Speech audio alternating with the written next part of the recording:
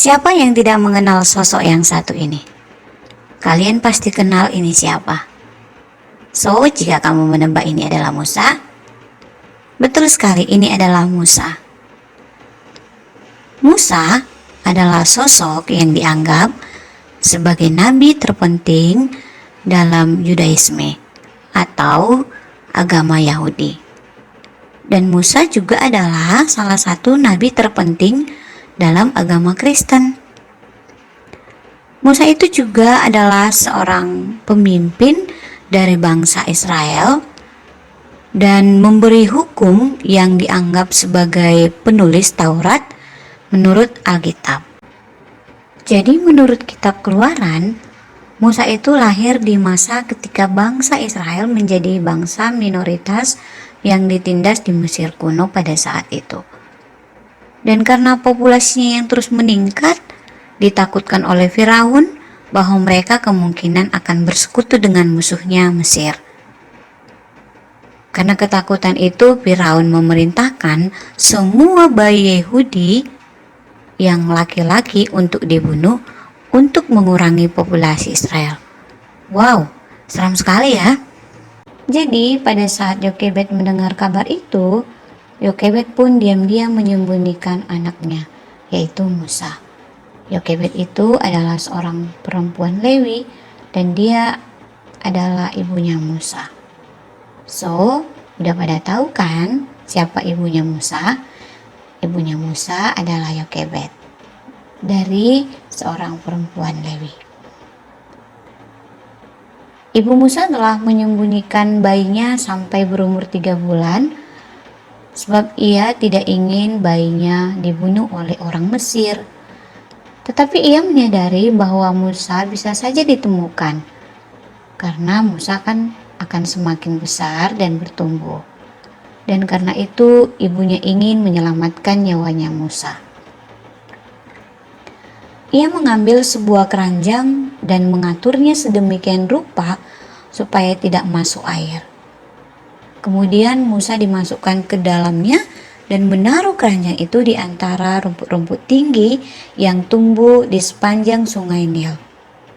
Musa memiliki seorang kakak perempuan, yaitu Miriam.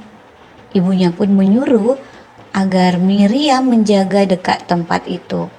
Dan dia melihat apa yang terjadi dengan Musa adiknya.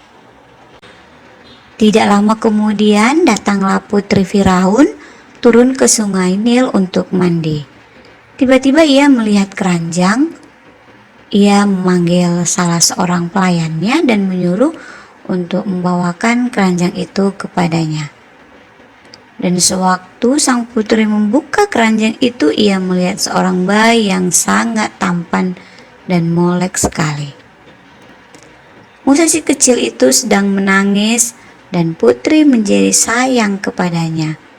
Putri Firaun tidak ingin bayinya itu terbunuh.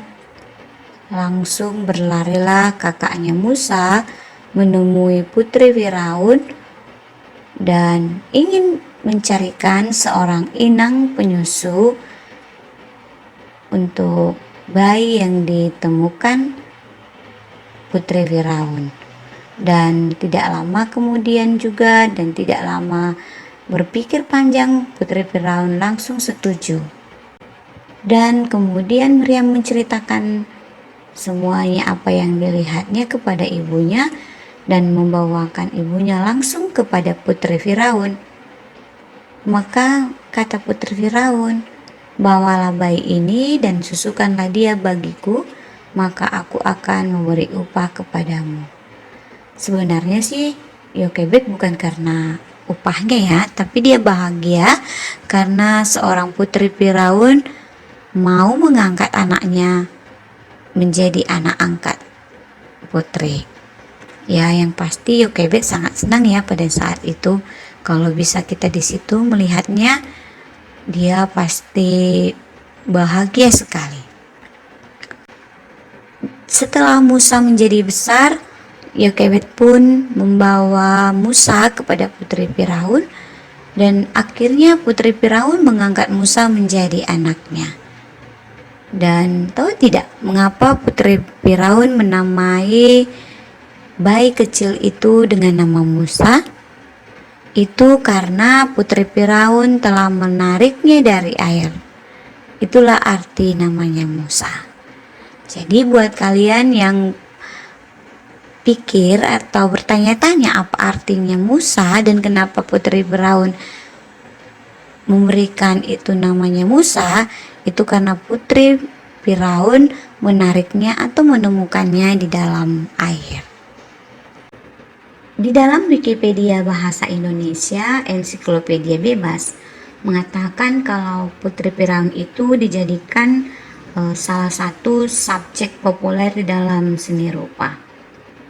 Dan David Dawn, seorang ahli sejarah Mesir, berpendapat juga bahwa tokoh ini adalah Putri Firaun Amenemhat III atau ejaannya Amenemhat III adalah Putri Firaun. Dan pada masa dinasti ke-12 Mesir kuno, ia berkuasa dari tahun 1860 sampai 1814 sebelum Masehi atau 1682 sampai 1637 sebelum Masehi.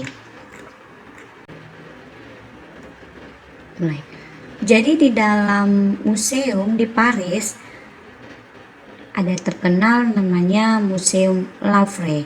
Itu adalah salah satu museum seni terbesar yang paling banyak dikunjungi dan sebuah monumen bersejarah di dunia. Museum Louvre ini berada di negara Paris. Jadi kalau buat kalian yang mau berkunjung ke Paris, bolehlah singgah ke Museum Louvre ini. Karena di sana katanya sih banyak benda-benda bersejarah dibuat. Jadi pada saat Putri Firaun menjadi penguasa Mesir, ia tidak pernah menggunakan gelar ratu loh atau saudari Firaun, tetapi dia menggunakan sebutan Putri Firaun. Dari situ kita tahu kalau Putri Firaun ini bersahaja ya teman-teman ya. Dan diyakini ia tidak mempunyai anak kandung atau yang dilahirkannya. Itu sebabnya saat Putri Firaun menemukan Musa, dia menganggap bahwa Musa lah jawaban dari doa-doanya selama ini.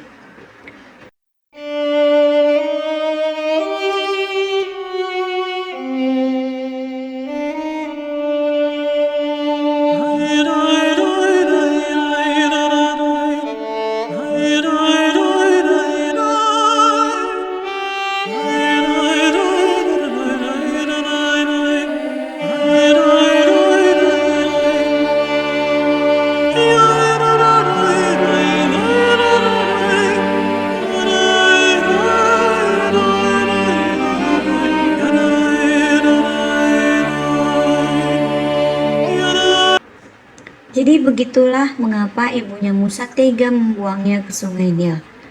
Bukan karena tidak sayang, tapi karena memang dengan terpaksa demi menyelamatkan nyawanya, ibunya Yokebed melakukan itu.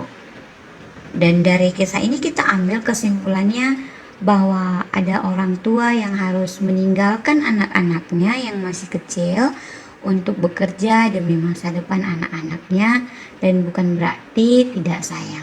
Jadi buat anak-anak jangan merasa sedih. Sedangkan kalau Putri Firaun ini menggambarkan sosok seorang ibu yang tidak melahirkan tapi sangat sayang kepada anak-anak. Disitulah kita tahu bahwa sosok ibu tidak memandang apa-apa dan dia memiliki kasih yang besar. Jadi kalau kita lihat banyak orang atau seorang ibu yang membuang bayinya atau membunuh bayinya, itu sangat disayangkan sekali ya. Jadi itulah dulu cerita tentang kisah Musa, Yokebed, dan Putri Firaun. Dan buat kalian yang mau menambah atau ada versi dari kalian juga, silahkan di komen. Sampai ketemu lagi di video selanjutnya. Sehat selalu, bye-bye.